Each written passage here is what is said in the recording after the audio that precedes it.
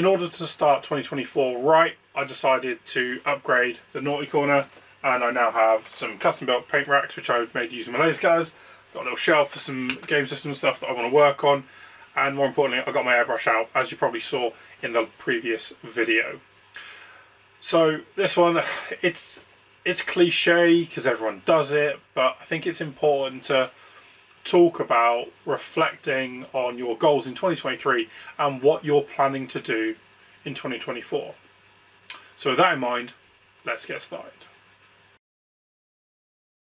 2023 was full of high hopes with Malifaux, with Shatterpoint, with Marvel Cross Protocol, and loads of other systems. I even picked up things like Infinity Code 1 to try, A Song of Ice and Fire, with a great intention of doing many things.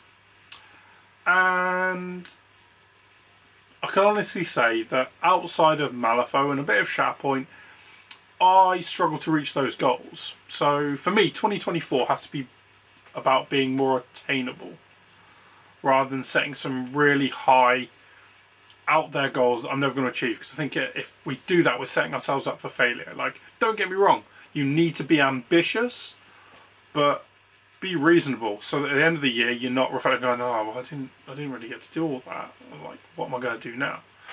So with that in mind, I think there is a little bit of reasonality to thinking about what is an appropriate goal for you. And you know, do you even need to set them? I like to be goal orientated, to give me things to focus on and things to aim towards. So if you listen to the Naughty Corner podcast, which came out on Thursday, which is primarily Malifaux orientated at the moment, it may divulge, but at the moment we're keeping it with Malifaux. Myself and Matt talked about our goals for 2024, and we talked about what we want to achieve. And mine for Malifaux was to hold a best in faction, and I've started that journey right here. If you can't really make this out, good for you, because there's a lot of boxes here.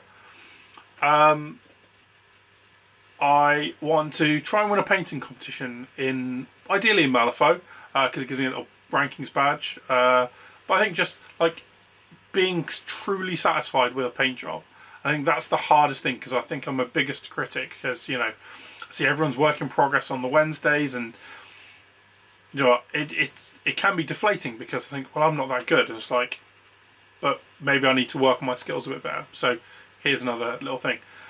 And then my third one was, for Malifaux oriented, was to win a best in faction Neverborn, which means just like at an event being the best Neverborn player there. And I think that's reasonable. I think at some point this year I can attend an event and do that. I've come close a couple of times, but just luck of the draw as always. But that's just one system. That's 3 goals already. I was like, ugh, is that achievable? I was like, yeah, probably it's like, the painting one's probably the hardest one out of all of that, in all fairness. But you know, new system, new commitment to hobbying should facilitate that. But is it fair to only focus on one system?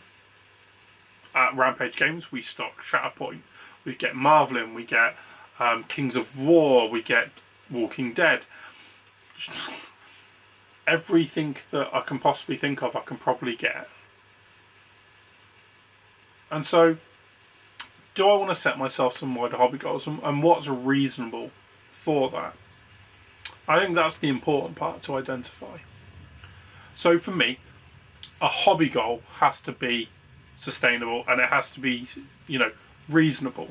I think the idea of a SMART target, it being specific, it being measurable, it being attainable, realistic and timed, is probably, you know, it's a bit businessy and a bit cliche, but it does work. So for me, I think it's time to start talking about some of those other hobby projects that I want to get done this year, and the goals I'm going to set myself. So goal 1, actually paint something GW. I want to paint some Cities of Sigmar.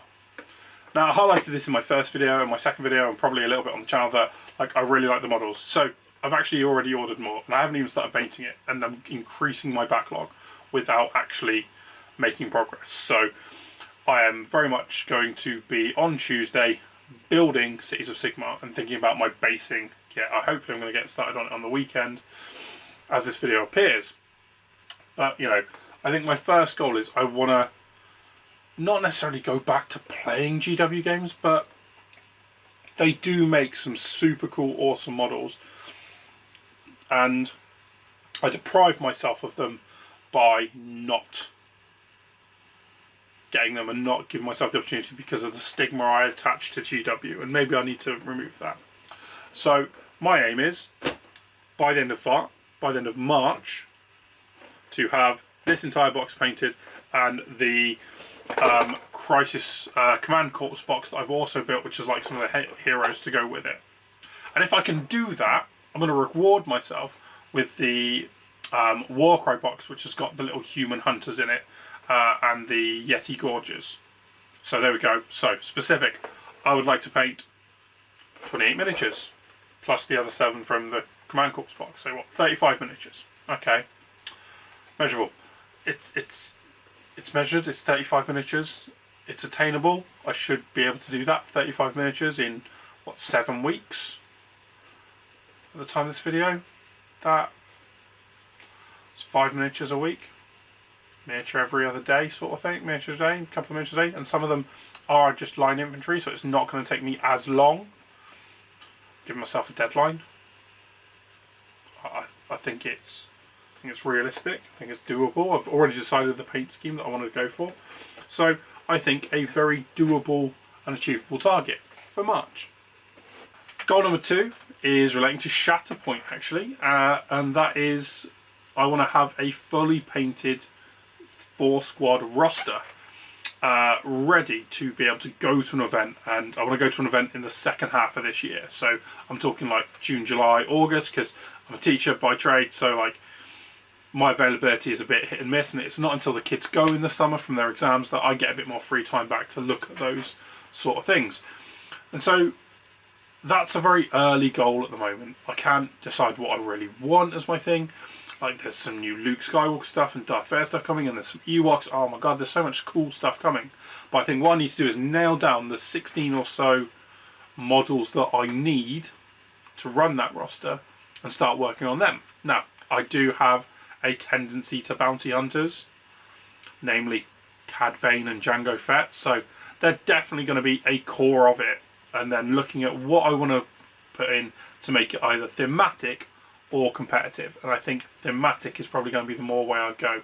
So maybe have Vader, Lord Inquisitors, bounty hunters, and some stormtroopers and clone troopers to actually just like fill out my roster and start picking things, because there's a lot of nuance with Shatterpoint's competitive roster games. That's goal 2. Nice and simple. My third and final goal. Now this is a complicated one. And this is probably a year-long project. Well, I mean year-long, I mean up to November. And November's important for me because that's got the Malifaux Nationals, and there's giant painting competitions and board competitions. And every year I say I'm going to enter it, and every year I don't. I always placate on time, effort, decision-making. And I think this is one in a couple of months. I'll make another video I need to refer back to and think, have I made any progress on it? Because I've got a couple of nice ideas, like I wouldn't mind doing a Bayou Bash board with lots of huts and things like that. And I've kind of started to commit to that, in so much that I've added to my backlog again by ordering some of the new War Cradle scenic stuff for the Bayou Bash, the refineries and things. And I really want to try and make a interesting looking board and display board for a crew, and the crew I'm going to pick is Summer, for which, if you're not a Malifaux player, Summer is the boss of the Gremlins, and he has lots of models, and he's just been reworked at the time of the making of this video, which is January. We worked November time, October, and I had to face it against my good friend Reese, who is my rules guru as well, and it just seemed funny. And funny and cool and gremlins is 3 words that always go together with Malifaux, unless you're not a gremlin person. But I am, and so I think my third goal for the year, the actual proper goals, like hobby-wise rather than game-specific, is to actually build a board properly. Like I've got some TT Combat boards and things like that, but I think actually like a textured proper board is my goal that I can use for multiple systems. So like it being Gremlin isn't gonna really hinder it from being used for other things, but I'd just like to take that consideration and think about how I can make something cool that stays with me and is a project that I can lavish on.